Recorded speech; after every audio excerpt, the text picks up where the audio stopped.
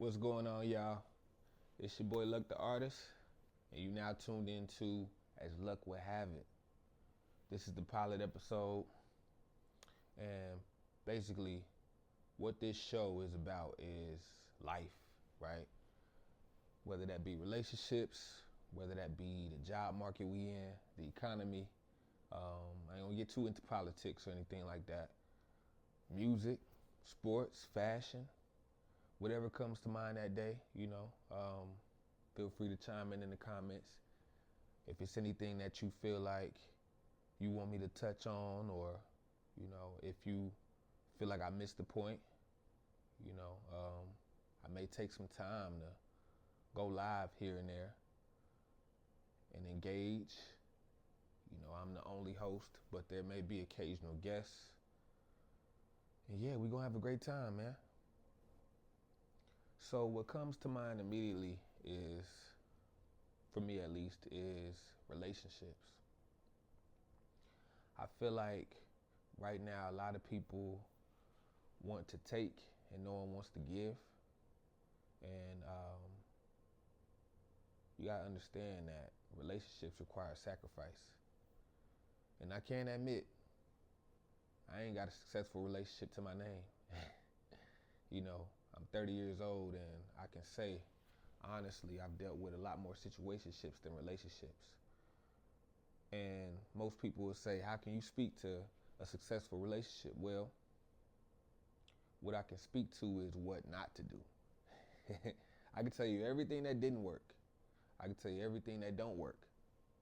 So, obviously, if you flip it, the inverse, in most cases at least, that would mean that works, or at least has a higher success rate. And what it takes to be successful, a lot of people ain't willing to do. Now, of course, you got your men that want to do what they want to do. They want to have their cake and eat it too, and that works in some cases because they can afford to do that.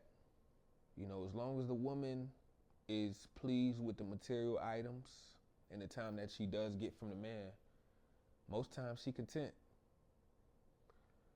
Then you have women that are heavily invested in these material items, whether they've seen somebody on social media in one of those type of relationships that may not even be real, may just be for publicity stunts to get views or whatever the case may be, or they might have scored on somebody.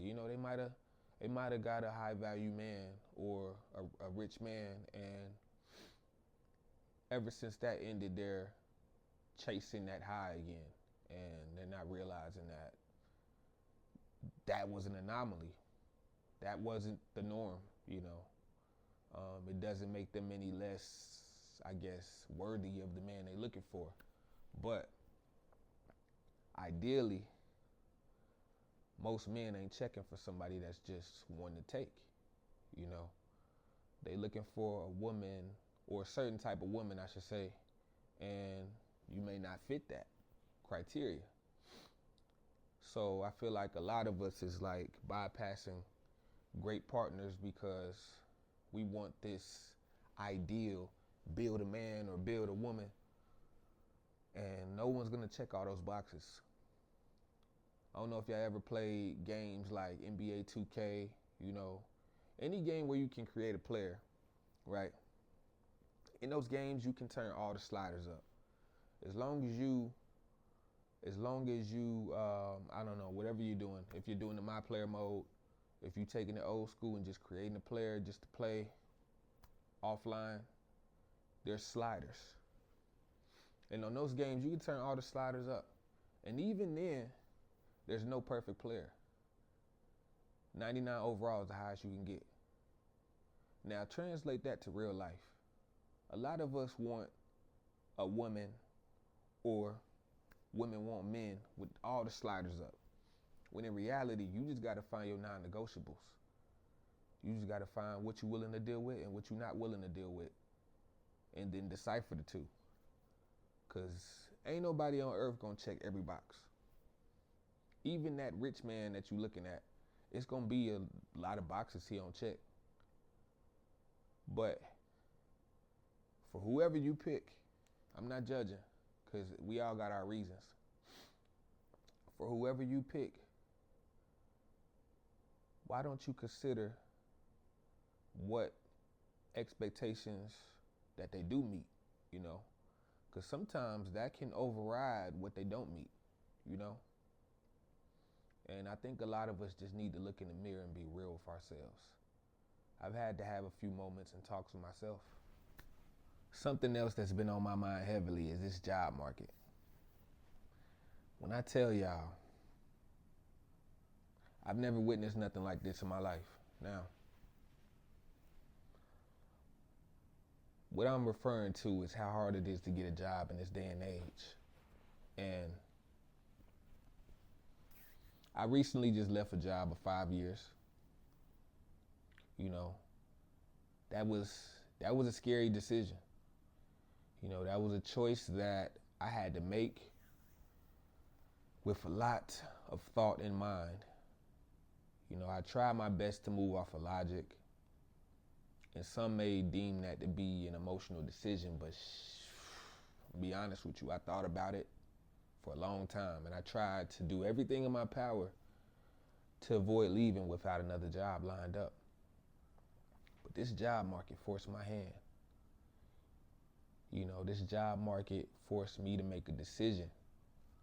And ultimately, I had to choose myself, what was in the best interest of myself. So, with that in mind, I just want y'all to make bold moves. I feel like it's so important to just trust your gut.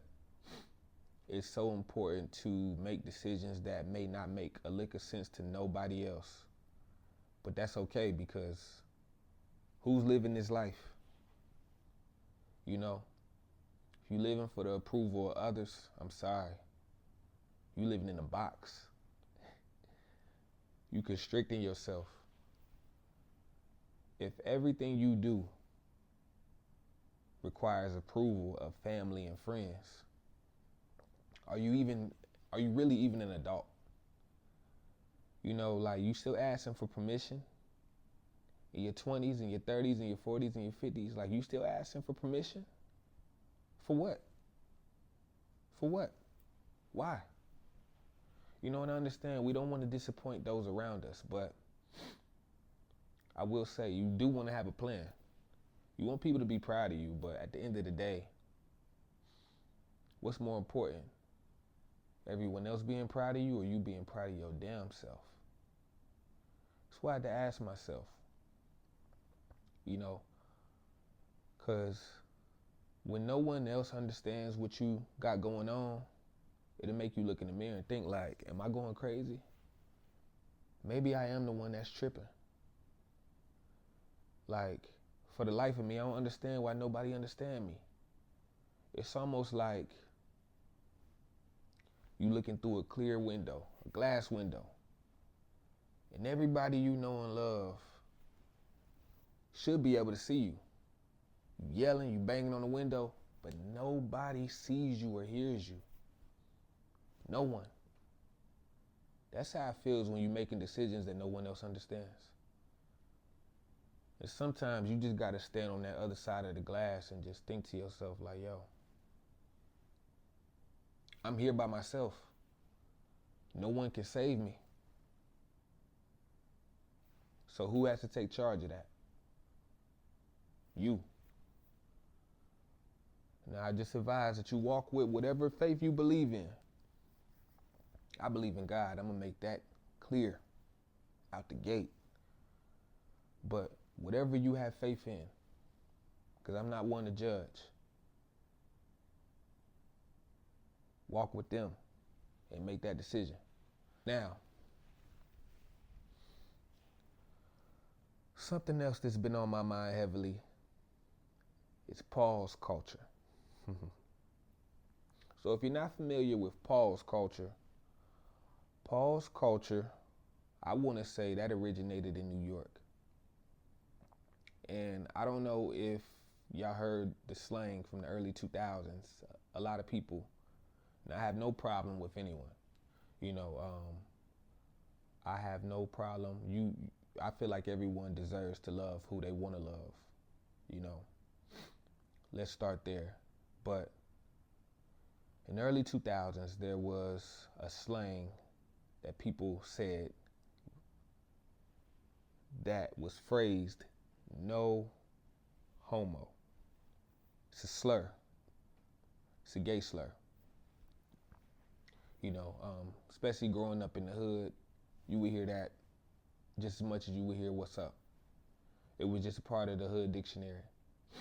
And it was in a lot of hip hop music growing up. Now, New York has another phrase for that specific lingo, and it's pause. And that's been around for a while too. That's been around for a really long time. But that has seemed to be the one that stuck around.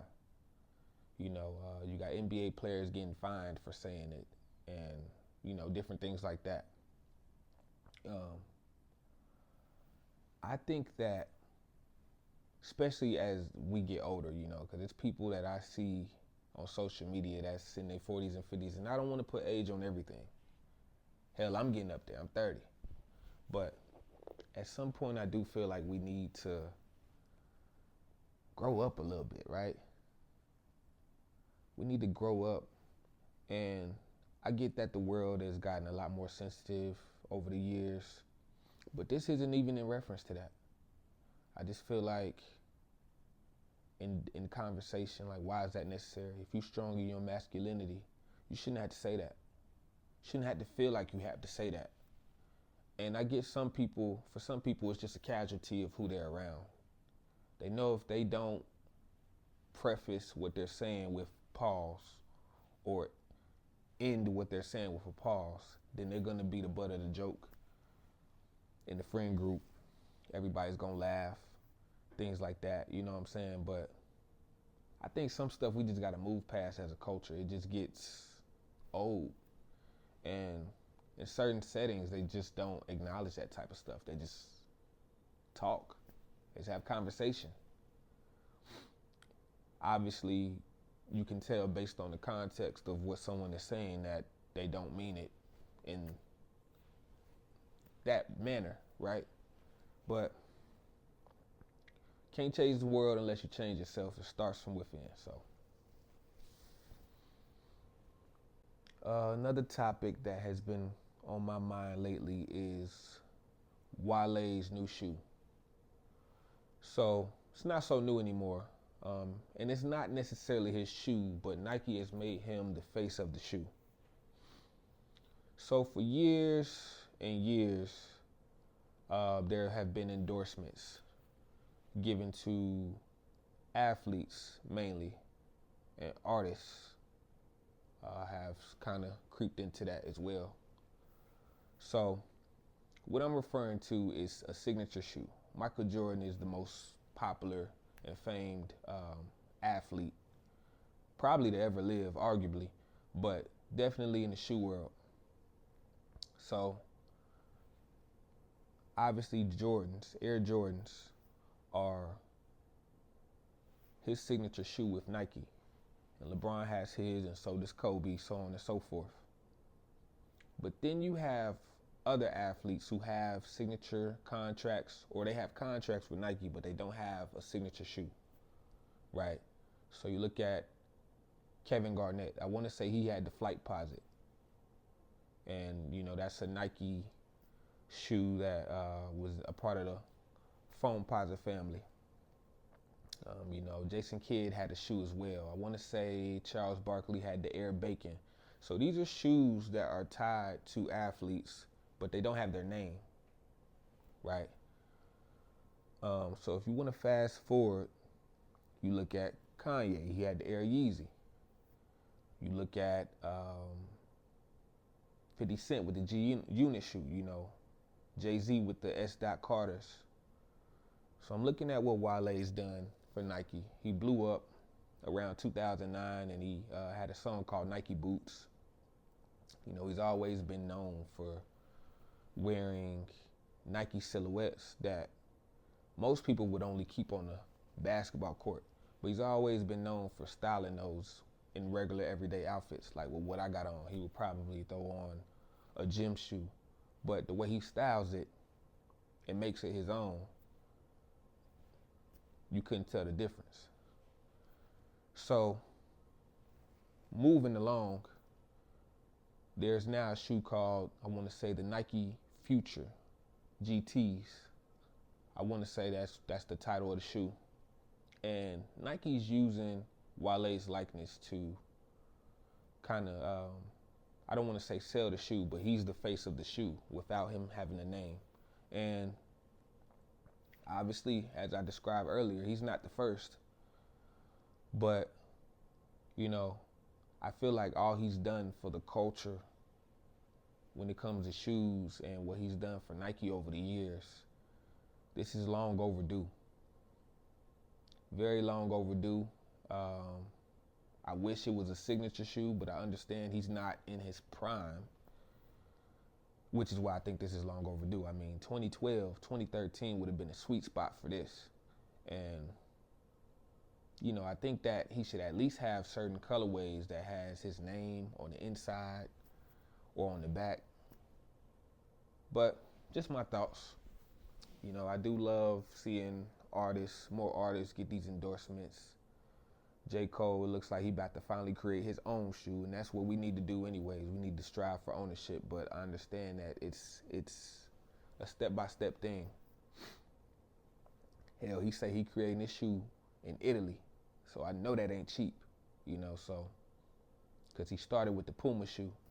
J. Cole is who I'm referring to now, but yeah, I love to see it either way. I would love to see another artist get a signature shoe. I see what Drake has done with Nike. I wish that, cause I feel like, I mean, they've given it its own shoe, the Air Nocta, but I wish that they would broadcast, excuse me, I wish they would broadcast this shoe a little bit more. It seems like more of a niche shoe, I should say. I mean, I guess you could say this model that Wale is doing is kind of like that, but I definitely see the Wale shoe a lot more than the Drake shoe. But yeah, y'all let me know y'all thoughts in the comments section.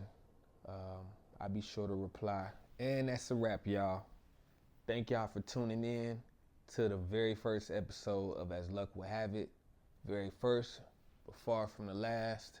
Subscribe to my YouTube, my Patreon. Follow As Luck Would Have It on all platforms. And I'll see you next week.